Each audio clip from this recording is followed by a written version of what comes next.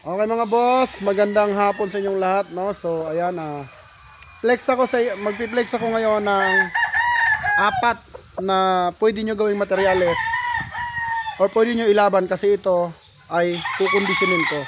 Meron kasi akong 5 kinukondisyon ngayon. So kung gusto nyo magpahabol, ito para sa inyo. Ito ay 3/4 butcher, 1/4 SBR. Ayan mga boss, 3/4 butcher, 1/4 na SBR.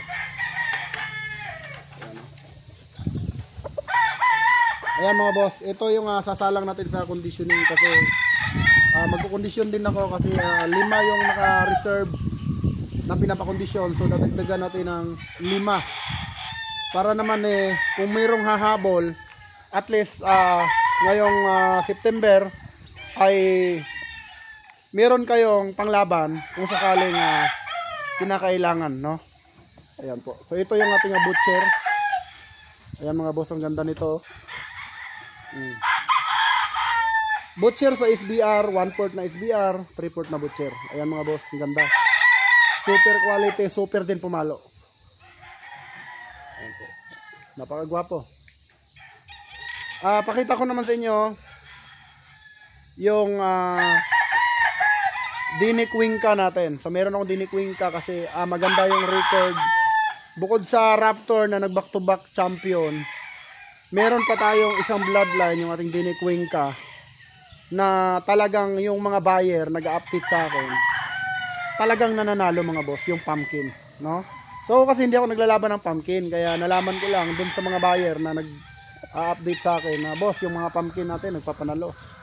So kaya mag-flex ako ngayon ng 3 pumpkin sweater na pwedeng-pwede nyo gawing broodstag or pwedeng-pwede nyo gawing panglaban mga boss, no? So yun lang naman ay ipiplex ko lang, pero baka mapasalang sila sa conditioning kasi nagpapanalo So sa pumpkin, 2 lang yung condition ko, yung local ko.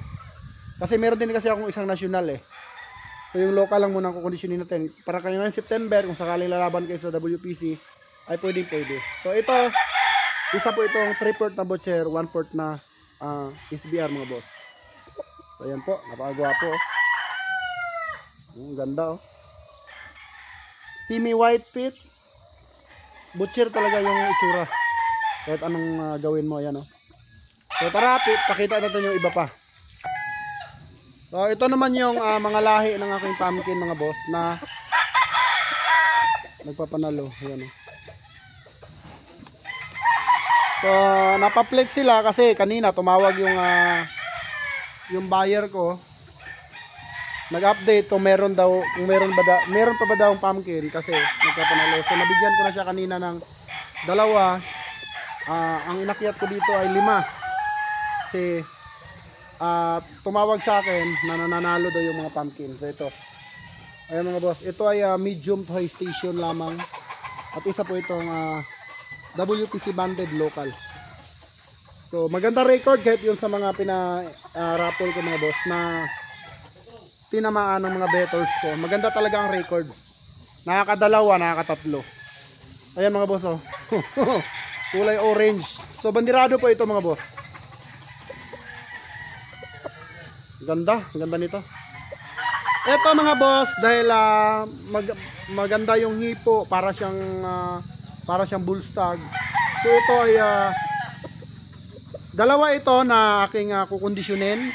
So alam ko naman, sure ball naman ako na after this vlog ay masosold out na po ito. So gagandahan ko ang kondisyon nito. Kung sakali man na hindi pa makuha, at least nakakondisyon na siya. Marami din kasing invitation sa akin, so baka mahugot ko ito. Bukod sa mga Raptor na kinokondisyon ko, baka mahugot ko rin itong pumpkin para masubukan ko rin kasi yung mga buyers ko kasi yung mga nakasubok na talaga. So yun lang, napakaganda Pakita ko naman sa inyo yung isa pa nito. So ito pakita ko naman ngayon mga boss ay yung pumpkin ko na may palong pa, no? Mamaya kasi meron maghanap na boss yung pumpkin na may palong pa. So ngayon ipapakita ko sa inyo yung aking pumpkin sweater na national. So yan po siya. Okay? Ito po ang aking pure pumpkin sweater national. Ito talaga mga boss, kamukhang kamukha nung kanyang ama. So yung ama nito, kung mapapanood nyo ako doon sa vlog ko sa expo, yun po yung nanay, yung tatay niya, yung binalik-balikan ko. Nasabi ko, napakaganda talaga nito. So 3 balik ako, tapos kinuha ko na. So yun po yung tatay niya. So tara, let's go, silipin na natin mga boss. So mga boss, ito na po siya, white pit po siya mga boss. Double banded po ito mga boss. Dini Cuenca po ito. So ang inabil ko kasi sa Dini Cuenca ay pair lang, no? Pair lang ang kinuha ko kasi hindi naman talaga ako mahilig totally sa pumpkin sweater, no? Kasi sobrang gwapo niya. Pagka inulot ko talagang mahirap siya maulot kasi napakagwapo. Tsaka yung kulay dilaw na dilaw. Pero syempre dahil passion natin yung pagmamanok at gusto ko rin maka-acquire sa kanya. So ang ginawa ko is bumili talaga ako sa kanya. Then nito lang nitong taon lang na to, napakadami ko na i-release na pumpkin sweater pero hindi ko binablog. Dun sa mga silent buyer ko binibigay. Grabe ang kaganda ng record. So ngayon pakita ko lang sa inyo mga boss. Ito lang naman ay ipiplex ko lang sa inyo kung gusto niyo lang naman. Dahil siyempre ang pagmamanok ay hindi sa pilitan at ito ay passion talaga. Kumbaga ito ay hilig mo, no? So kung sasabihan kayo ng mga kapitbahay niyo na ang hilig mo sa manok, no?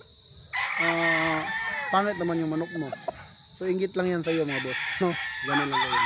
So ito po mga boss, flex ko lang. Ayan po, napakaganda. Double banded po ito ng WTC. Local and national. Ayan mga boss, oh. Poging-pogi.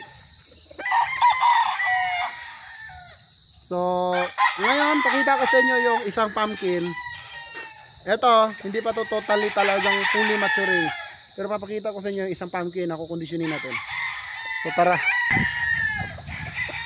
So mga boss, ito yung pangalawa na isasalang sa conditioning. Ito po, sisimulan po ito bukas. Kasi ngayon ay Sunday. So starting po ito bukas mga boss. So alam ko na mabilis itong makuha ng ating mga client. Siyempre libangan nyo, no? So pero pag ito po ay hindi nakuha, no, ng ating mga buyers, akin po ito. Susubok ako mga boss kasi ang gaganda ng mga record nila. Napapanood ko yung video ng mga laban ng mga kinuha nila sa akin pumpkin sweater sa mga silent buyer ko. Talagang napakagagaling, napakahuhusay. Taglay po taglay ng pumpkin mga boss yung bilis, cutting at saka yung talino. So kaya mapapansin niyo mga boss, ang pinili ko lang is mga medium to high station kasi andito po yung speed. So talagang mga warrior po itong mga to.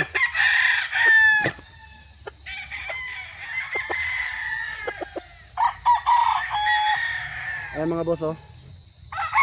Medium to high station. Ito yung andito yung speed, good cutting, magaling umilag, may angat. So andito po lahat sa medium to high station. Gaya nga na sinabi ni legendary LDT, huwag nyong gawing basketball yung sabong. So yan, ito yung ayan, oh, yung gwapo. Talagang warrior na warrior mga boss. Hindi siya ganun kababa, hindi rin siya ganun katangkad, pero super, grabe ito. Multiple ito. So yan mga boss. Okay, sa stagan pwede po dito. Ito po ay WTC banded. Local mga boss. Ayan po, pula. Ang ganda ng katawan. So, alright. So, pakita pa tayo ng isa pa. Alright mga boss. Ito naman yung last, no? Ito po yung aking NUDC Watamove F1 signature line ng NUDC Gold Bulik. So tara, let's go. So mga boss, ito po ang aking NUDC Watamove at bihira po talaga ako mag-out nito. So ngayon lang po ito mga boss, ngayon lang po ito. Ayan po siya mga boss. Isa po siyang gold na bullet. So, lumayla yung palong kaya tinanggal ko mga boss. So, ayan po siya. NUDC Watamove. Ganda nito. Off season po ito mga boss. Medium to high station. Okay? Kasi anong kumuha ako sa NUDC, siyempre bago ako kumuha sa isang bigati na farm, mahilig talaga ako mag-interview mga boss kasi wala naman po kasing bayad ang magtanong. So kung mapatanong ka, lamang ka.